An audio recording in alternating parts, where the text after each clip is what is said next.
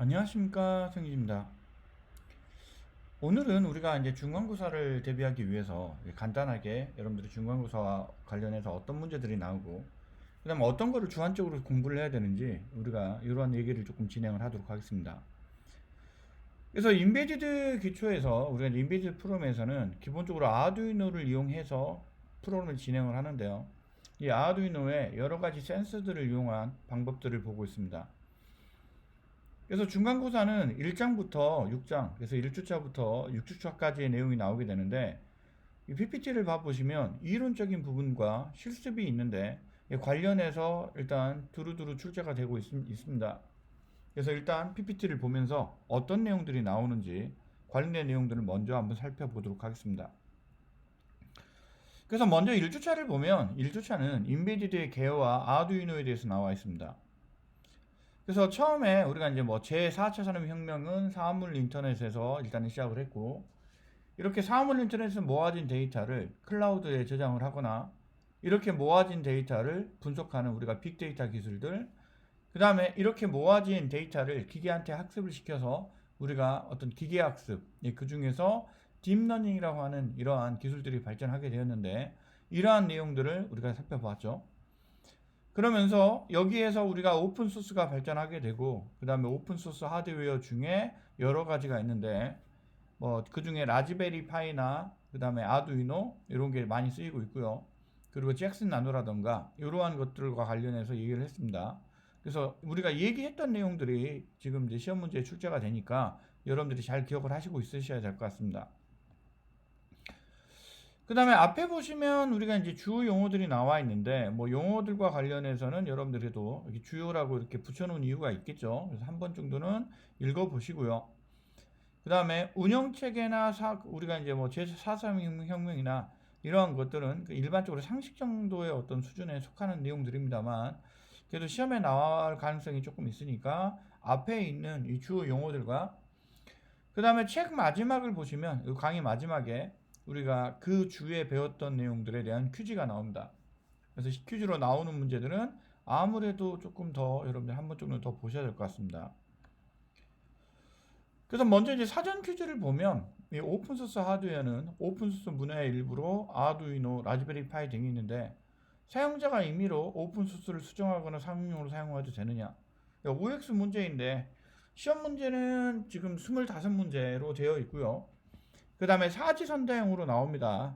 근데 OX 문제 같은 것들을 이렇게 사지선다형으로 여러분들이 바꿔서 나올 수 있으니까 한번 보셔야 되고, 그 다음에 기본적인 이러한 오픈소스 하드웨어나 아두이노의 개요와 관련된 문제들은 여러분들한테 좀 이제 그 시험 문제제 쪽에 속하죠. 그래서 우리가 이제 상중하로 보면 하에 속하는 문제들인데, 뭐 일단 점수를 드리기 위해서 내는 문제들도 있으니까 여러분들이 이제 이런 것에서 좀 이렇게 점수를 따실 수 있도록 좀 보셔야 될 것 같습니다.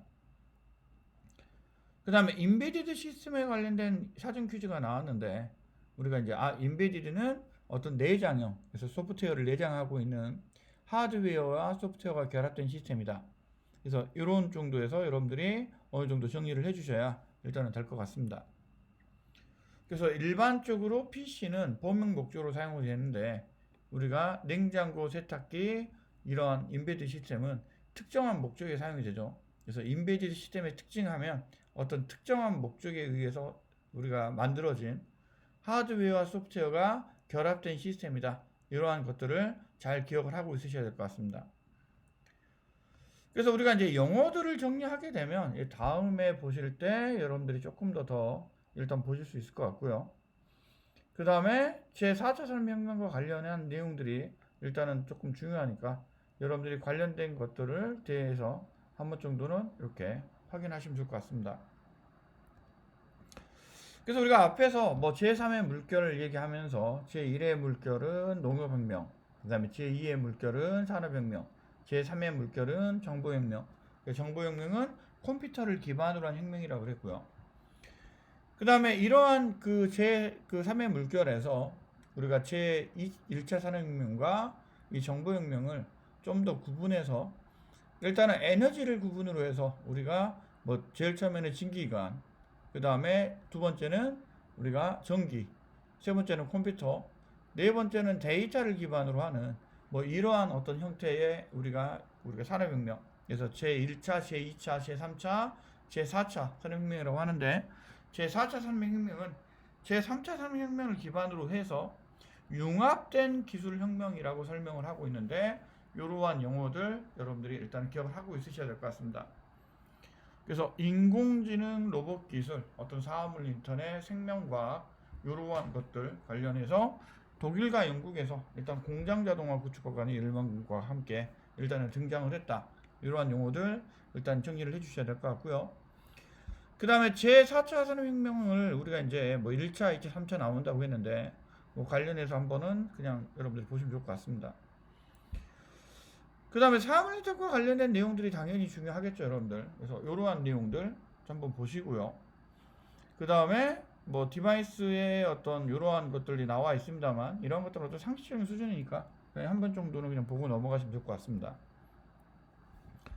그 다음에 오픈 소스가 나오는데, 뭐 오픈 소스 하드웨어가 일단 아두이노죠.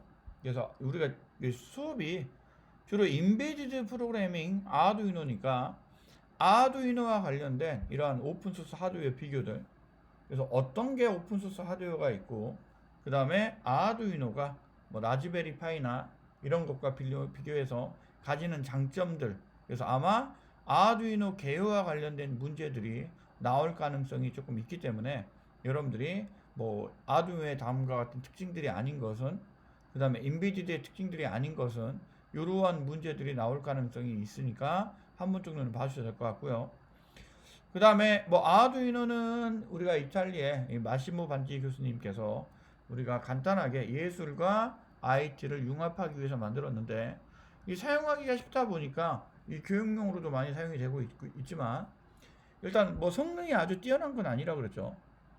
그래서 라즈베리 파이처럼 이 성능이 뛰어나지 않지만 뭐 간단하게 사용할 수가 있고요. 물론 성능이 뛰어난 것도 있지만 우리가 이제 기본으로 제공되는 우노 같은 경우에는 뭐 리눅스나 이런 거는 이제 돌아가지는 않고, 우리가 뭐 인베디드 같은 경우도 그냥 뭐 냉장고 세탁기부터 시작해서 뭐 간단하게 TV 같은 것들도 있지만, 뭐 TV는 성능이 뭐 좋을 수 있겠지만 뭐 전자레인지나 이런 것들은 성능이 좀 떨어질 수가 있는데, 그래서 인베디드도 성능이 좋은 곳은 뭐 잭슨 나노 같은 이런 이제 GPU가 포함된 거를 사용을 할 거고, 이 아두이노 같은 거는 좀 성능이 떨어져도 괜찮은 곳에서 일단 이용을 하고 있습니다. 그래서 뭐 라즈베리 파이하고 일단은 비교해서 한번 보시면 좋을 것 같고, 이 아두이노의 기본적인 이러한 것들, 그래서 아마 지금 보면 이 아두이노 지금 보시 여기에 우리가 지금 네 가지에 이렇게 비교하도록 되어 있는데, 이러한 것들이 좀 시험 문제를 내기 좋죠. 그래서 다음 중 아두이노와 관련된 내용들이 아닌 것은, 그래서 뭐 네 가지 중에 하나는 다른 내용으로 채우고, 이렇게 우리가 사지선다형 문제니까 이런 문제들이 시험 문제로 나올 수가 있습니다. 그래서 여러분들이 이런 것 좀 살펴보셔야 될 것 같죠. 그래서 뭐 우리가 이제 아두이노 우노를 이용하고 있는데, 우노와 관련된 특징들도 좀 보시면 좋을 것 같습니다. 그 다음에 인베디드 개발 방식은 PC랑 다른 것들, 그리고 이러한 것들과 관련해서 보시면 좋을 것 같고요. 그 다음에 개발 환경이라던가 이러한 내용들은 저희가 수업 시간에 진행을 하고 있고, 아마 수업을 기본적으로 하시는 분들은 뭐 얘기 안 해도 아실 거라고 봅니다. 그 다음에 PC에 비해서 인베디드 시스템에 관한 특징과 장점들, 학습평가 문제들은 반드시 한 번 정도 풀어보시고 여러분들 숙제를 하시고 시험에 들어오시면 좋을 것 같습니다. 그 다음에 각 장의 내용들은 우리가 이제 정리하기라고 하는 부분이죠. 그래서 이것만 보셔도 오늘 이번 주에 우리가 어떤 내용들을 배웠는지 확인할 수가 있게 되는데, 여러분들이 뭐 급하시면 이 정리하기만 조금 정리를 하시고, 그 다음에 여기 뭐 인베드 시스템 같은 경우도 지금 보면 이제 4개 중에 뭐 하나 정도 이렇게 바꿔서, 아니면 아두이노 사용 같은 거라던가 뭐 이러한 것들도 나와 있으니까 여러분들이 한 번 정도 확인을 해 보시면 일단 좋을 것 같습니다. 그래서 우리가 지금 뭐 1장에서 간단하게 이런 거 보셨는데, 여러분들이 이런 거 보시면 좋을 것 같고요. 그 다음 2장은 아두이노와 LED 연결입니다. 그래서 우리가 뭐 1주차 있던 거 반복하는 거 있으니까 지난 시간 돌아보기 한번 보시고, MCU나 SOC와 관련된 용어들, 그 다음에 사전 퀴즈 앞에서 얘기했던 것처럼 뭐 이러한 것들 중요하니까 한번 정도 살펴보셔야겠죠. 그 다음에 앞에서 했던 거와 관련해서 MCU, MPU 비교해놨고요. 그 다음에 SOC 같은 것도 설명해놨는데 뭐 이렇게 뭐 너무 많이 들어가는 것까지는 좀 그렇습니다만 여러분들 알아두시면 좋을 것 같고, 그 다음에 어플리케이션 프로세스들 중에 뭐 여러분들이 뭐 엑시노트라든가 뭐 이러한 것들은 아마 어디 들어가셔도 뭐 기본적으로 이제 좀 알아두셔야 되는 용어들이죠. 그렇죠? 뭐 우리가 이제 인베디드 했다고 했는데 뭐 삼성에서 개발했던 어떤 그러한 그 CPU 같은 것들을 물으면 조금 그렇죠. 그래서 한번 이런 것들 보시고요. 그 다음에 우리가 아두이노는 아트멜에 우리가 AVR을 사용을 합니다. 그래서 일단 뭐 우노와 관련된 것들, 특징들, 기본적으로 우리가 사용하는 것들 이런 거 물어볼 수 있으니까 한번 확인해 주시면 좋을 것 같습니다. 그 다음에 우리가 회로를 구성하기 위해서 필요한 것들, 그리고 회로 설계할 때 이 PCB를 원래 이제 쓰는데 브레드보드라고 하는 걸 왜 쓰느냐. 그래서 이제 뭐 이러한 것들 이제 문제 나올 수가 있고요. 그 다음에 우리가 뭐 다이오드와 관련해서 뭐 전격 전압, 그 다음에 뭐 키로요 법칙 이런 용어들 나오는데 간단하게 이런 용어들을 한번 정도 보시면 좋을 것 같고요.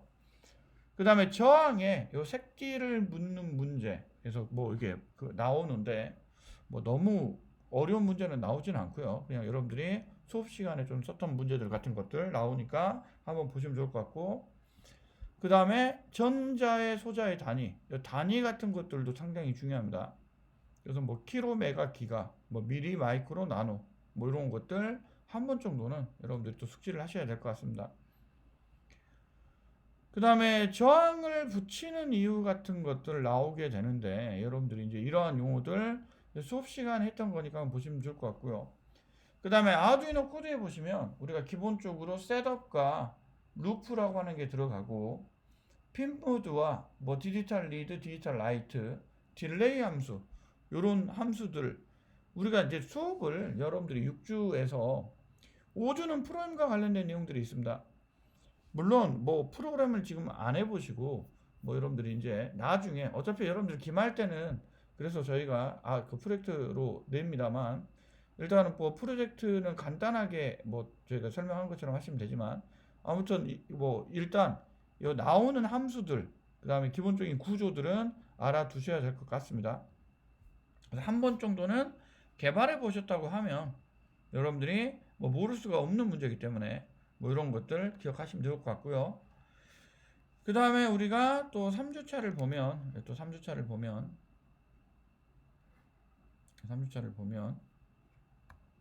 뭐 세븐 세그먼트에 대해서 나와 있습니다. 그래서 뭐 앞에 이제 이런 정리 같은 것들 뭐 딱 4개 신문지 좋게 돼 있죠. 여러분들 딱 보시면 3개니까 하나 정도 이렇게 바꿔서 낼 수 있다라고 얘기를 들었습니다. 그 다음에 주요 용어는 반드시 여러분들이 기억을 하셔야 되고, 일단은 사전 퀴즈도 마찬가지입니다. 그리고 세븐 세그먼트에 대해서 간단하게 또 이렇게 3개로 나와 있는데 뭐 이러한 것들 일단은 기억을 하시면 좋을 것 같고요. 그 다음에 공통 캐소드형, 공통 에노드형 이렇게 2가지 종류가 있고, 그 다음에 원래는 이렇게 우리가 단자를 많이 연결해야 되는데 이러한 단자를 줄이게끔 하기 위해서 우리가 IC를 이용할 수 있다. 이런 것들 기억해 주시면 좋을 것 같습니다. 그래서 여러분들이 이런 직접 회로에 대한 문제들, 그 다음에 743G에 대한 문제들, 그 다음에 우리가 7447을 이용한 것들인데 단자를 줄일 때 이런 것들을 이용한다. 여러분들 이렇게 보시면 좋을 것 같고, 그 다음에 학습평가에도 마찬가지로 IC에 대한 문제와 그 다음에 7447 관련해 가지고 이런 문제들 나와 있으니까 보시고, 그 다음에 반드시 일단 정리하기는 한번 정도 여러분들이 그 장에 있던 것들을 한번 이렇게 또 보셔야 되겠죠. 그 다음에 4장을 보시면 스위치를 사용하는 예들이 나와 있습니다. 그래서 여기에 보면 뭐 앞에 또 정리가 나와 있으니까 지난 시간 돌아보기와 보시면 되고, 그 다음에 주어 영어는 항상 중요합니다. 주어 영어는 중요하니까 한번 보시고 사전 퀴즈도 당연히 풀어 보셔야겠죠. 그 다음에 스위치에 관련해 가지고 스위치가 뭐 하는 건지 요런 것들, 그 다음에 텍트 스위치와 관련해서 우리가 연결할 때 사용하는 것들, 그 다음에 풀업 풀다운 저항, 그리고 요거를 왜 사용하느냐, 플로팅 상태를 방지하기 위해 사용을 한다. 그래서 우리가 갑자기 그 전기를 흐르거나 아니면 여러분들 수압을 열면, 그러니까 수문을 열면 물이 바로 이렇게 쭉 흘러가는 게 아니라 문을 열었을 때 충격이 있으니까 약간 출렁출렁 하면서 흘러가는데, 전기도 마찬가지로 이렇게 전압이 올라갔다 내렸다 올라갔다 내렸다 하는데, 일반적인 전자소자들 같은 경우에 갑자기 전기가 이렇게 올라갔다 내렸다 올라갔다 내렸다 하면 갑자기 다운되는 경우가 발생하게 됩니다. 그래서 이러한 것들을 막으려면 우리가 뭔가 이렇게 앞쪽에다가 저항이나 이런 것들을 붙여야 되는데, 그래서 풀업 풀다운 저항 같은 거 붙이고요. 그 다음에 우리가 핀 모드에서 읽을 때는 인풋, 출력할 때는 아웃풋, 그 다음에 읽을 때는 디지털 리드, 쓸 때는 디지털 라이트, 요 함수들 반드시 숙지하고 있으셔야 여러분들이 문제가 없을 것 같고요. 그 다음에 출력을 하기 위해서 우리가 콘솔 창을 이용해서, 시럴 창을, 모니터를 이용해서 우리가 출력을 할 수 있죠. 그 다음에 네 자리 그 세븐 세그먼트, 숫자 네 자리를 포함하기 위한 세븐 세그먼트라고 하는데, 이러한 소자들의 이름 같은 것들도 좀 기억을 하고 있으셔야, 우리가 이제 뭐 기본적으로 많이 사용하지는 않습니다만 뭐 이러한 것들을 알고 있으셔야 되고, 그 다음에 당연히 핀 모드나 이러한 것들과 관련해서 여러분들이 일단 기억을 하고 있으셔야 될 것 같습니다. 그래서 매장에 일단 학습평가가 나오고요. 그 다음에 정리하기가 나오는데, 일단은 요거는 다들 여러분들이 뭐 그렇게 그 뒤에 있는 정리가 되어 있는 문제들이니까 일단 한번 확인을 해 보시고, 그 다음에 아두이노 부조의 이용 같은 경우에 우리가 이제 부조를 쓸 때 앞에 또 정리하기 나오죠. 다 보셔야 되고, 그 다음에 스피커 피해조 효과, 당연히 이제 앞전 효과, 피해조 효과 이런 것도 보셔야 되고, 그 다음에 사전 퀴즈 문제는 당연히 한번 정도 풀어 보셔야 됩니다. 그래서 우리가 부조를 연결을 하는데, 이 부조에서 소리는 일단은 진동이다, 공기의 진동이다, 공기의 진동인데, 뭐 에밀레 종 같은 거 이렇게 울려 보시고, 종에다가 이렇게 손을 이렇게 딱 대보면 종이 이렇게 손 울리는 거를 우리가 이렇게 손가락, 손 이렇게 피부를 통해서, 손을 통해서 느낄 수가 있죠. 그래서 이렇게 어떤 물체가 공기를 진동하게 되면 이러한 공기를 통해서 에너지가 전달이 되게 되는데, 이렇게 전달된 에너지가 우리 귀에 있는 이 고막을 자극해서 사람의 어떤 청각에 의해서 소리를 듣게 되는데, 이러한 것들을 소리라고 부른다. 그래서 소리는 기본적인 크기가 있는데, 이게 음의 크기가 되고요. 그 다음에 소리가 1초에 몇 번 떨리느냐, 그래서 1초에 몇 번 떨리느냐를 우리가 주파수라고 부르는데, 이러한 주파수에 의해서 소리의 높낮이가 결정이 된다. 그 다음에 인위적인 어떤 전기를 통해서 이러한 소리를 내기 위한 장치로 스피커라던가 아니면 피해조 부조라던가 뭐 이러한 것들이 있는데, 피해조 부조는 피해조 효과, 앞전 효과를 이용을 하고요.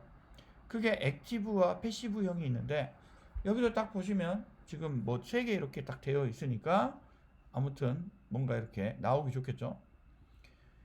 그 다음에 PWM은 아날로그를 만들기 위해서, 디지털로 아날로그와 비슷한 거를 만들기 위해서 우리가 어떤 이런 걸 사용할 수 있다라고 하는 것을 보시면 될 것 같고요.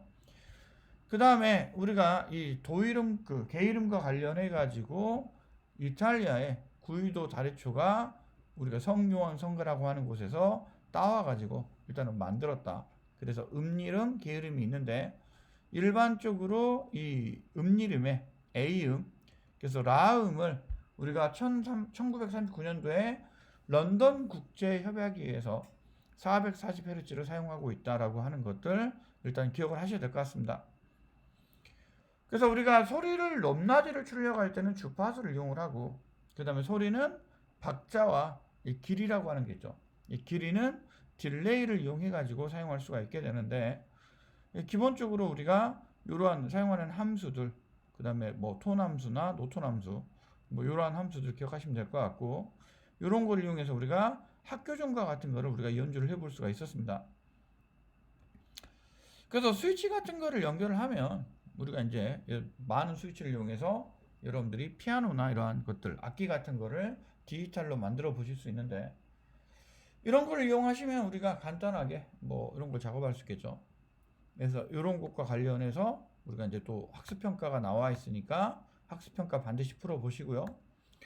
그 다음에 앞에서 설명드린 것처럼 이러한 정리하기도 반드시 또 풀어보셔야 될 것 같습니다. 그 다음에 시험 문제는 우리가 6장까지 일단은 출제가 됩니다.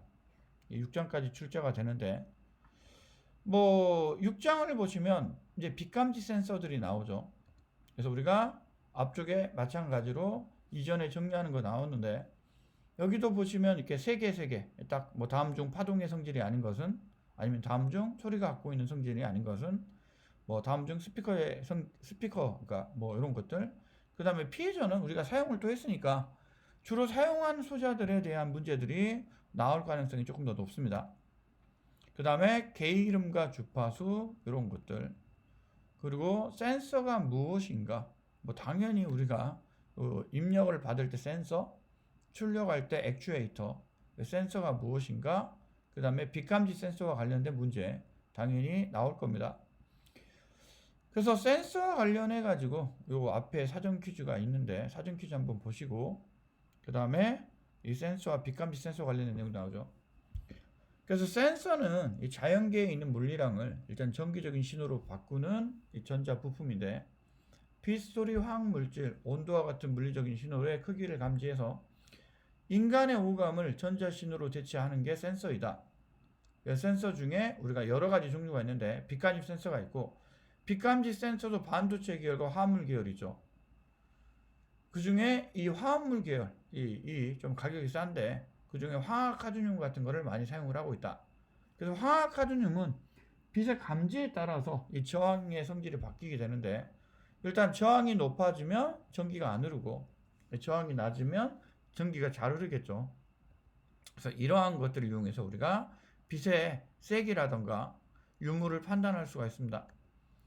그래서 간단한 어떤 문제들이 나오는데 이런 것들 보시면 좋을 것 같고, 그 다음에 뒤를 보시면은 우리가 뭐 빛감지 센서와 멜로디, 앞장에 배웠던 거를 조합을 해서 뭐 멜로디를 출력하는 것들이 나오게 되는데, 뭐 이러한 것들을 보실 수 있을 것 같고요. 그 다음에 학습평가를 보시면 간단하게 뭐 센서나 그 다음에 화학카드뮴 이러한 것들, 그 다음에 여기에 왜 저항 같은 거를 연결했는지 뭐 이런 것들 나오게 되는데, 우리가 어떤 그 저항을 연결하게 되면 이 센서의 감도 같은 것들을 조정할 수 있다라고 했는데, 여러분들이 여기까지 일단은 보시면 좋을 것 같습니다. 그래서 우리가 이 중간고사는 이 기본적으로 이론과 관련된 문제들이고, 그리고 여러분들한테 미리 공지를 해드린 것처럼 기말고사보다 이 중간고사의 배점이 더 높습니다. 그래서 중간고사를 잘 못 보시면 아무리 이제 기말고사를 잘 보셨다고 하더라도 좋은 점수를 받기가 어렵겠죠, 여러분들. 그리고 저희가 이제 절대평가, 상대평가, 상대평가이기 때문에 절대평가면 다들 잘하시면 제가 점수를 다 좋게 좀 주겠지만, 상대평가라서 여러분들이 아무리 90점이 넘었다고 하더라도 95점이 넘은 사람이 더 많으면 점수가 떨어질 수가 있으니까 여러분들이 중간고사는 잘 보시는 게 좋을 것 같고요. 그 다음에 거의 이제 대부분이 이 90% 이상이 지금 내 설명드린 이제 PPT에서 나옵니다. 그래서 PPT를 뭐 전반적으로 이렇게 분석을 하시면 좋을 것 같지만, 시간이 없으신 분들은 퀴즈하고 그 다음에 요약 정리를 위주로 좀 많이 풀어보시고, 그리고 좀 시간이 더 있으신 분들은 앞에 있는 본문에 있는 내용들까지 한 번 정도는 더 공부하셔야 좋은 점수를 맞을 수 있을 거라고 봅니다. 그래서 시험들 잘 보시고요. 또 좋은 결과 있기 바라겠습니다. 감사합니다.